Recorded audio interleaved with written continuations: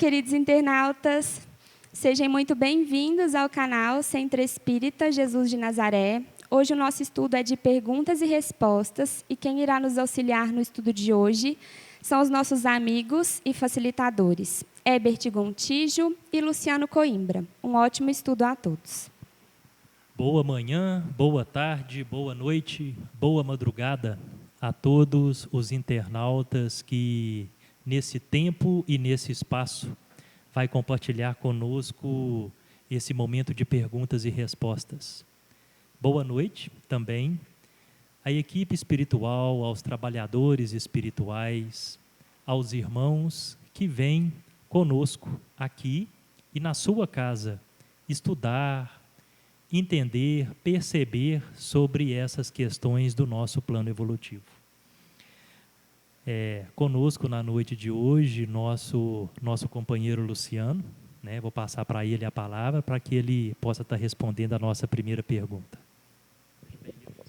Obrigado, Herbert. Bom dia, boa tarde, boa noite aos queridos internautas.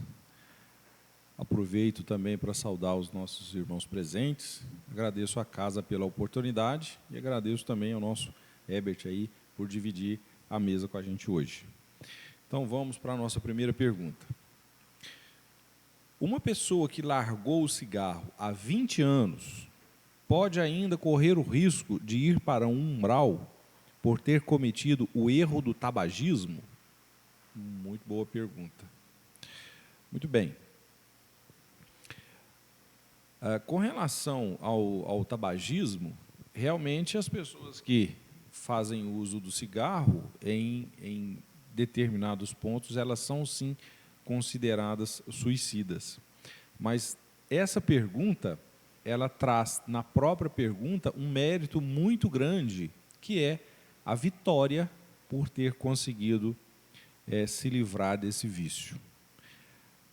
Às vezes, a pessoa entra no vício porque ela foi influenciada por uma outra pessoa que já fumava. Mas, em alguns casos, essa pessoa ela entra no vício porque ela traz isso de vidas anteriores. Então, se numa vida passada ela foi, por exemplo, acometida de uma doença oriunda do tabagismo e veio a desencarnar por isso, o tabagismo ainda está impregnado nela. Fatalmente ela vai ter alguma sequela ou então ela vai ser sucumbida a voltar a esse vício numa vida futura, numa próxima reencarnação. Mas o fato dela ter conseguido se livrar desse vício em vida já é um mérito muito grande.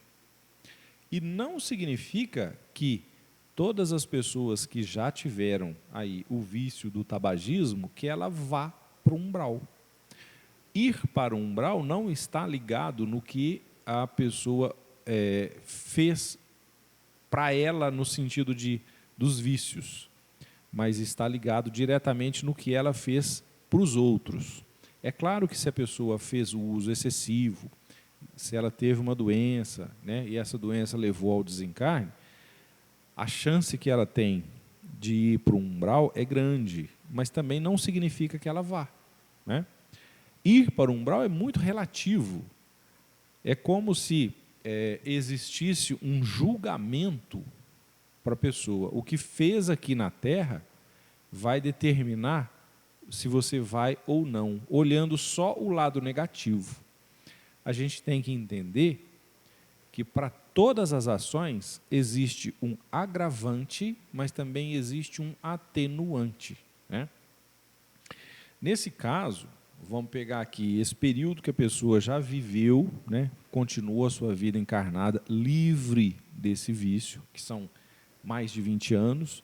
Isso é uma glória, porque a pessoa que tinha o vício, ela conseguiu se libertar e fatalmente ela ainda convive com pessoas que têm esse vício e, conseguindo manter-se fora do vício, ela vai passar por aquela provação do vício. com certeza, numa vida futura, né, se esse período que ela usou o cigarro causou-lhe algum mal, ela pode vir com alguma sequela, mas não necessariamente que ela vá para o umbral por causa disso. Eu espero ter sido claro. Heber, se você quiser complementar, por favor, fique à vontade. Bom, né, para mim foi perfeito essa, né, explicação do Luciano sobre a pergunta. E eu tenho outra aqui que faz um questionamento sobre um certo entendimento de uma passagem bíblica, né, do Evangelho de Jesus, que fala assim: quem quer que, tendo posto a mão na charrua, charrua é um arado que corta profundamente a terra, olhar para trás, não está apto para o reino de Deus. Vou repetir. Quem quer que, tendo posto a mão no arado e olhar para trás, não está apto para o reino de Deus. Aí a pessoa não entendeu por que não está apto para o reino de Deus, né? As parábolas de Jesus são metafóricas e nós precisamos dar sentido às palavras e aquilo que Jesus quis trazer para nós. O que é um arado? Um arado é um equipamento que trabalha a terra para produzir frutos, alimentos, ou seja, para ter ali produção, para crescer alguma coisa naquela terra. O arado, no sentido da palavra, significa uma existência, uma vida. Uma vida também não é um mecanismo em que você vai plantar e colher frutos da sua própria transformação. Então, quando fala quem quer que, tendo posto a mão no arado, ou seja, quando o espírito assume o compromisso de uma vida, de uma existência, de um processo reencarnatório, porque ali ele vai trabalhar a terra, ele vai plantar sementes, ele vai colher frutos, ou seja, ele vai pegar a terra bruta, que é o seu passado, cheio de mazelas, cheio de imperfeições, cheio de situações que causam nele efeitos sérios. Então ele vai pegar o seu passado, a sua essência atual, e através de uma nova oportunidade, ele vai trabalhar aquela essência, melhorar aquela essência, fazer com que aquela terra bruta se torne uma terra fértil e produza alimentos, frutos para o seu próprio espírito. Então, tendo ele posto a mão no arado, assumido a responsabilidade de uma existência, olhar para trás. O que é olhar para trás? É deixar aquela responsabilidade. É fazer com que a terra continue infértil. É passar toda a existência sem a busca do conhecimento, do autoconhecimento, sem praticar o amor, caridade, sem transformar o seu próprio espírito. Isso é fazer uma existência ser improdutiva.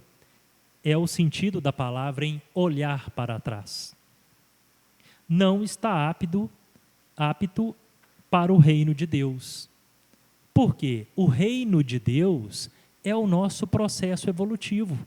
O reino de Deus é passo a passo em um degrau evolutivo.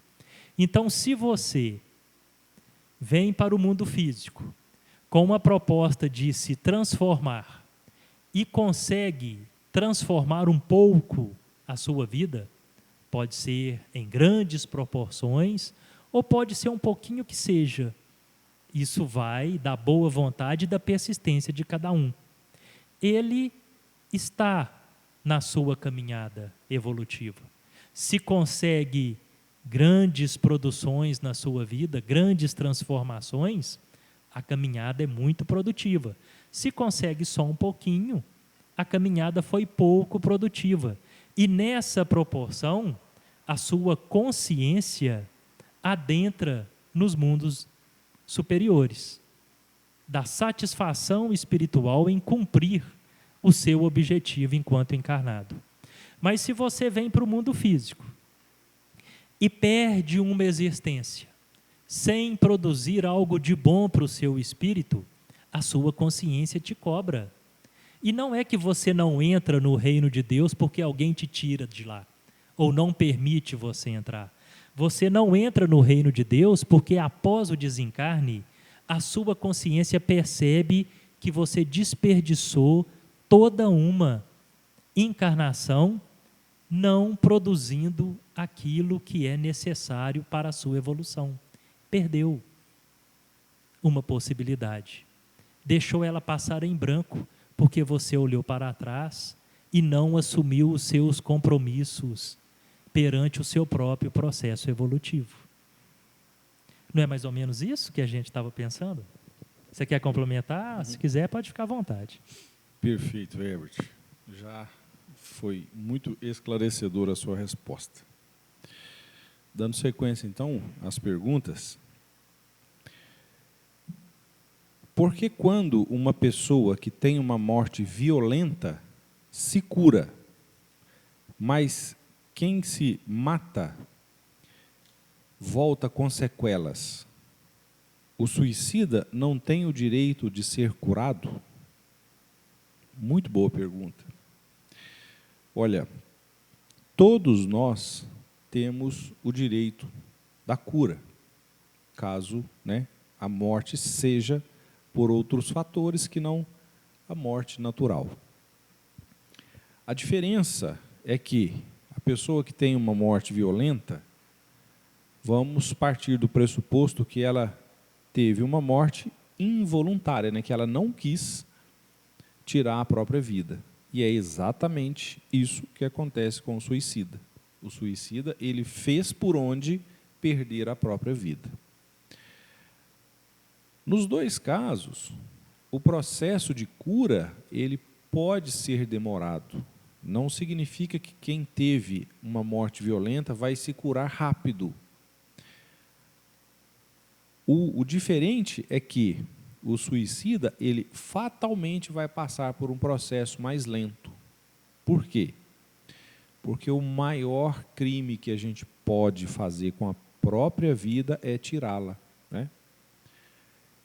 A vida é um presente que Deus nos dá exatamente para que possamos evoluir, para que possamos contribuir com os irmãos, E, num determinado momento, num período de dificuldade, se eu tiro a minha vida, é como se eu estivesse negando o presente que Deus me deu. Para ficar mais fácil da gente entender, vamos imaginar aqui duas situações. A primeira é que o suicida tire a sua vida, por exemplo, ingerindo uma substância tóxica, que seja veneno, que seja uma quantidade maior de medicamentos. E ele acaba desencarnando por essa ação. O que faz o corpo desencarnar, morrer, perder a vida, é uma agressão muito forte no seu sistema digestivo, no seu estômago, enfim. Essa agressão, ela vai ser levada para o perispírito e, consequentemente, o espírito também é ferido. Como essa ação ela foi voluntária, a pessoa quis fazer isso, a única forma que tem da pessoa aprender que aquilo não se faz é sentindo a dor da cura, com uma sequela, que pode ser, por exemplo, com um problema estomacal numa vida futura. Então, ela vai sentir que o que ela fez trouxe consequências negativas. Isso não significa que vai durar por muito tempo.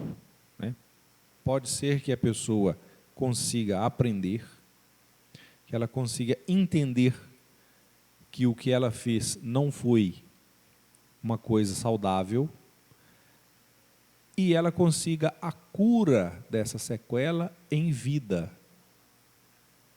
Em outra situação, o estrago pode ser tão grande que o espírito ele precisa passar pela gestação para se remodelar, e depois ele precisa passar por uma nova gestação para conseguir ser uma pessoa encarnada novamente aqui na Terra.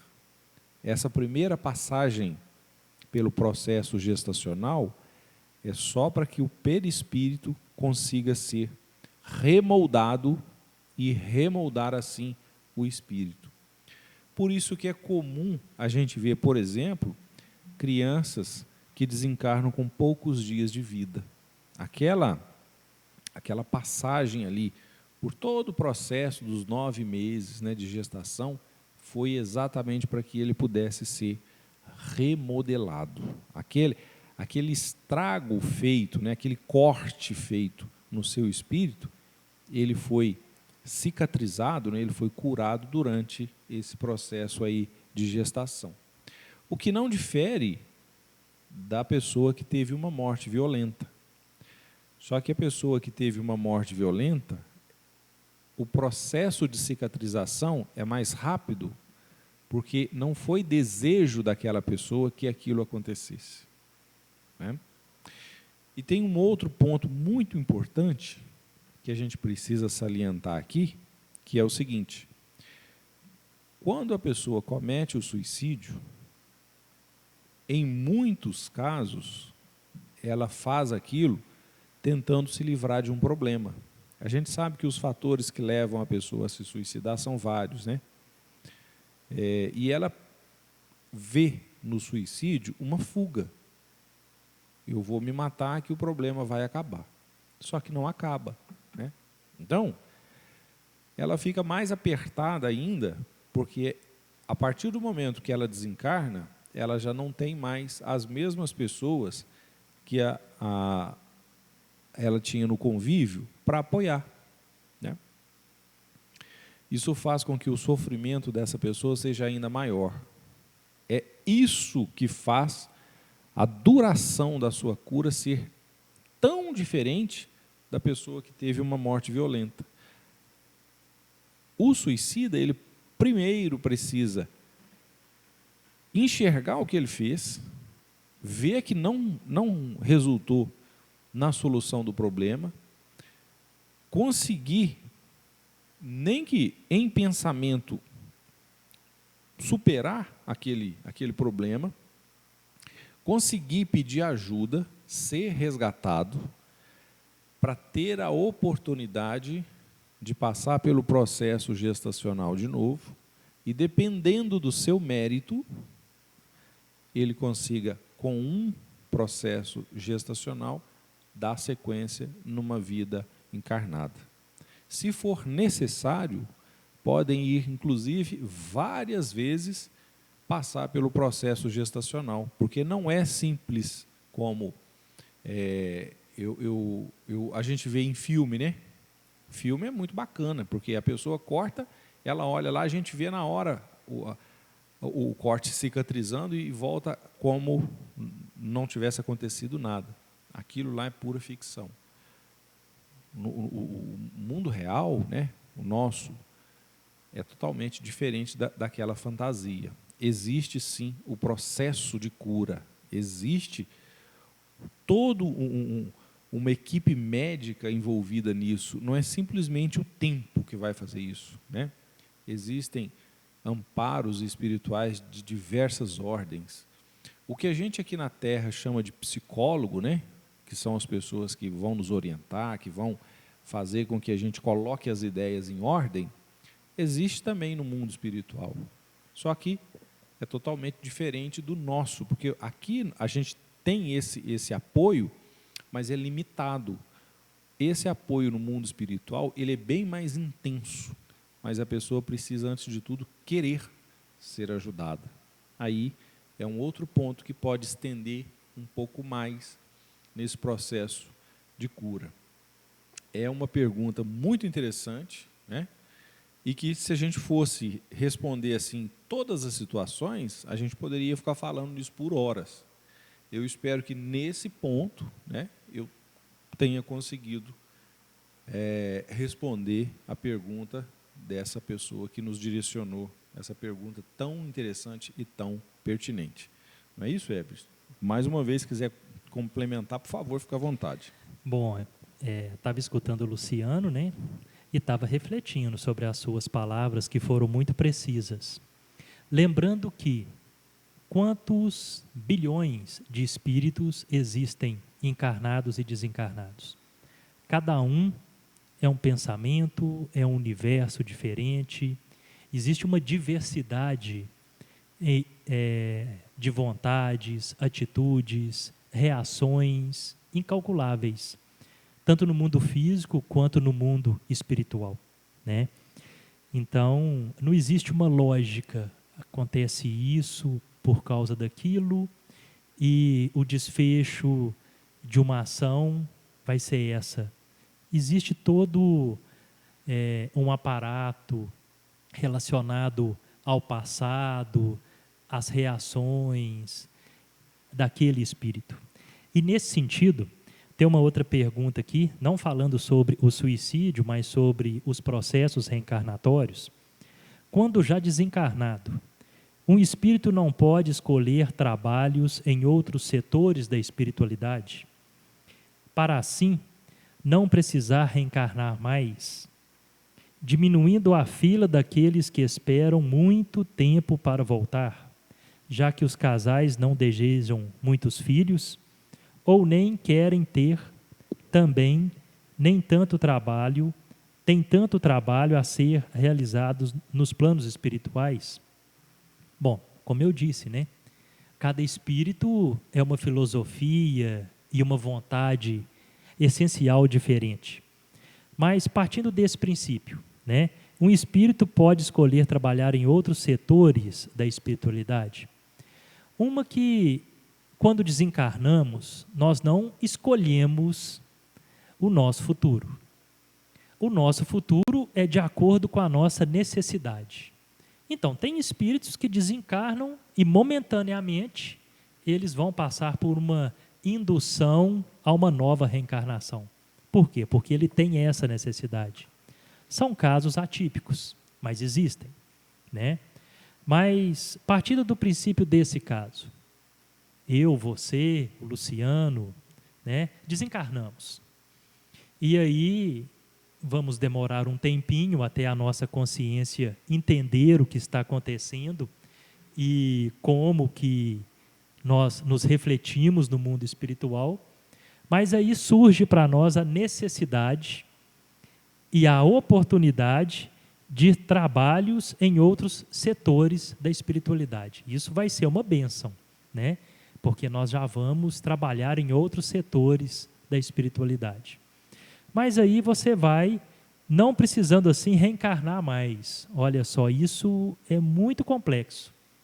Porque para você não precisar de reencarnar mais, você tem que estar perfeito perante Deus, aos olhos de Deus, em relação às questões do nosso planeta e do mundo físico. E isso é muito difícil de conseguirmos nessa encarnação, né? Mas supondo que nós vamos trabalhar em outros setores da espiritualidade. Aí nós vamos trabalhar 1 ano, 2, 10, 100, 200, 300, 400 e por aí vai. Mas nós vamos trabalhar, estudar, aprender algumas coisas. Mas aí um belo dia, um belo momento nesse processo, o nosso espírito vai sentir vontade, necessidade de dar um passo em que o mundo espiritual, pelo nível espiritual que eu me encontro, eu não consigo dar. E aí qual é o único lugar que eu vou conseguir dar esse passo? Aqui no mundo físico. Por quê? Porque o mundo físico é o mundo material. Ele é o mundo em que você exercita aquilo que você estudou no plano espiritual. No plano espiritual, você vai fazer alguns trabalhos espirituais no plano espiritual. Mas o que faz enraizar no espírito aquilo que você aprende e sabe fazer é o mundo físico. O que faz tornar um patrimônio espiritual, o que sacramenta aquela essência desenvolvida, se transformar em um patrimônio espiritual, é a experiência do mundo físico. Porque aqui você coloca à prova aquilo que você aprendeu. Além de ser colocado em prática, é colocado à prova. Aí você consegue transformar séculos de aprendizado, de estudo e de aprimoramento em um patrimônio espiritual. O espírito sente a necessidade de uma nova vida física para um novo avanço. E somente com consecutivos estudos, aperfeiçoamento, vidas físicas que colocam à prova o que exercitamos, e quando estivermos uma plenitude de um patrimônio espiritual adquirido, aí sim é que eu acredito que nós podemos entrar na vibração de outras experiências em outros mundos. Mas enquanto formos imperfeitos, necessitados de luz em relação às vibrações do nosso mundo ainda pequeno, né, e restrito de possibilidades espirituais, nós necessitamos de novas reencarnações. Mas o período no plano espiritual, né, em outros setores da espiritualidade, isso é facultativo a todos os espíritos que se colocam ao crescimento espiritual. É necessário também passar um período no plano espiritual trabalhando em outros setores, para adquirir as vibrações necessárias para serem praticadas no mundo físico. Não seria mais ou menos isso, Luciano? Isso mesmo, perfeito. Dando sequência, então, às nossas perguntas, me chega uma pergunta aqui também bem interessante, que diz assim: meu filho diz que vê pessoas e só ele as vê. Ele é médium? Muito bacana. Ó,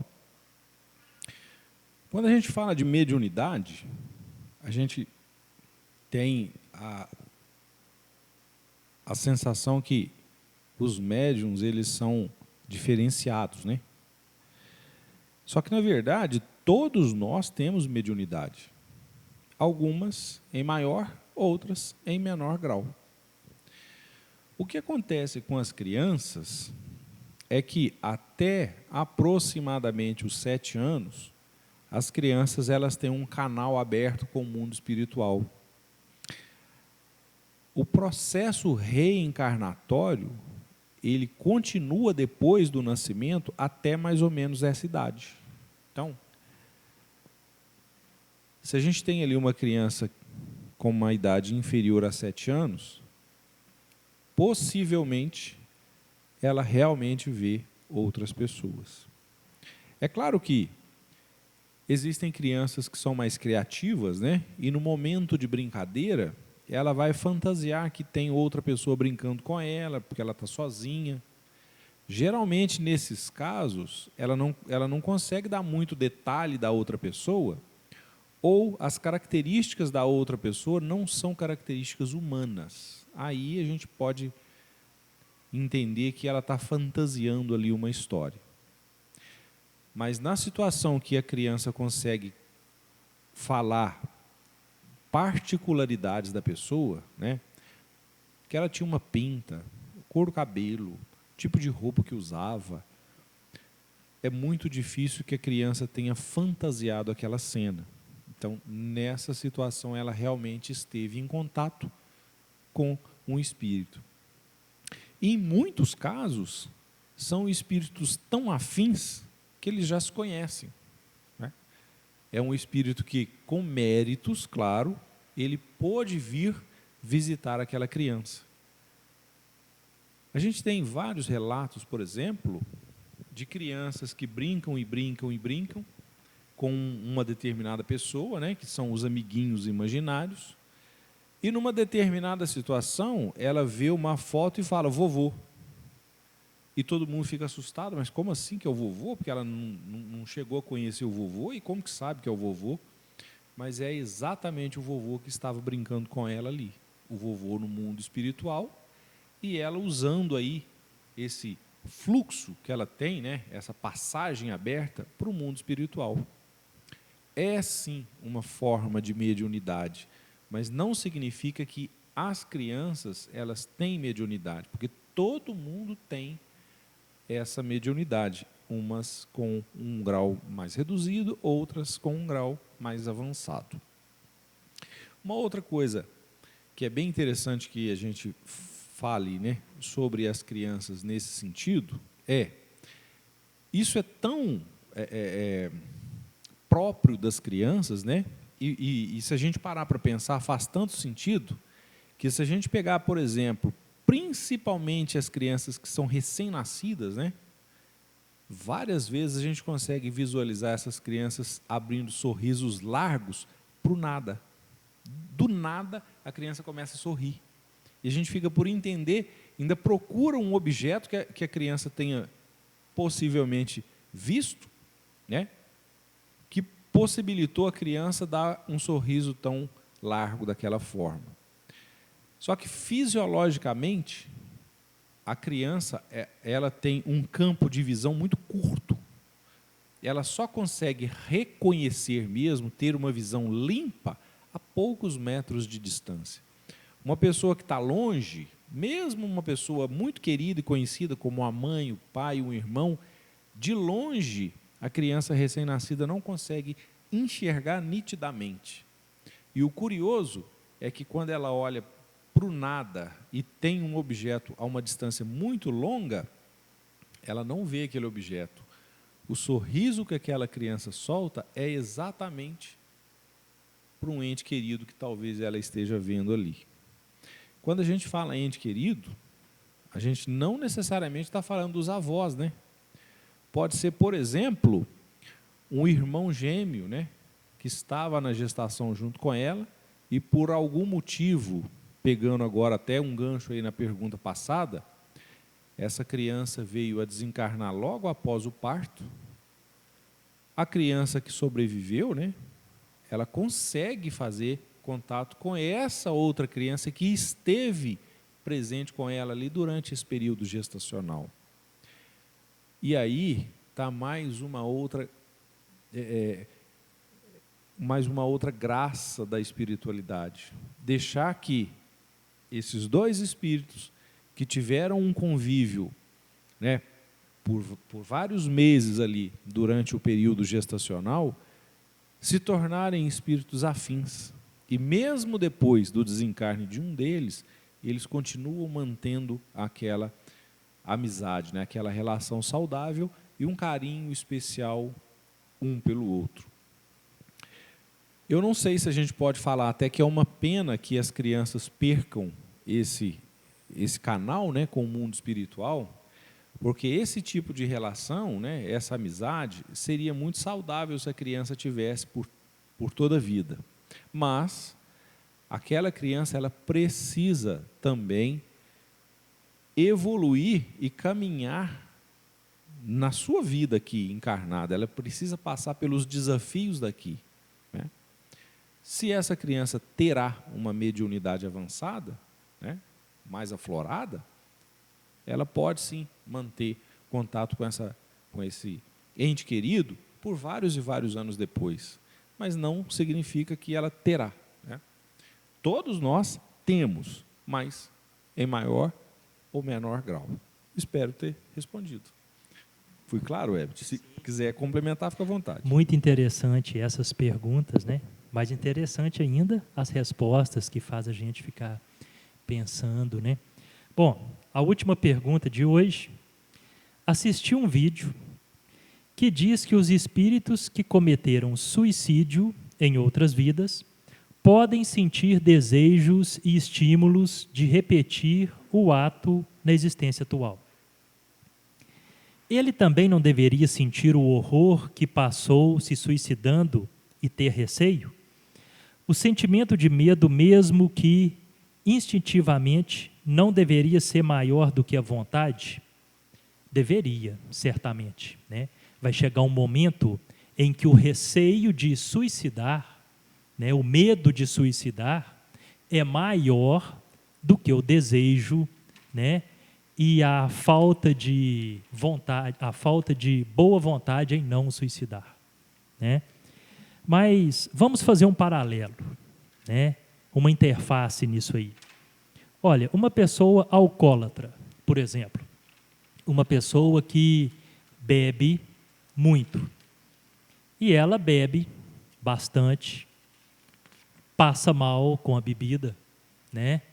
Passa muito mal com a bebida, passa ali dias curtindo aquela ressaca tenebrosa. Quando a ressaca passa, o que ela faz? Ela tem medo de beber novamente, ela resolve não beber mais, ou ela vai lá e bebe novamente. Ela continua ainda com os desejos e os estímulos do alcoolismo, né?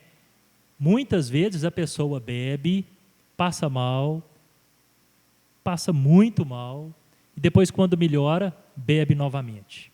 Passa mal de novo, bebe novamente, passa mal de novo.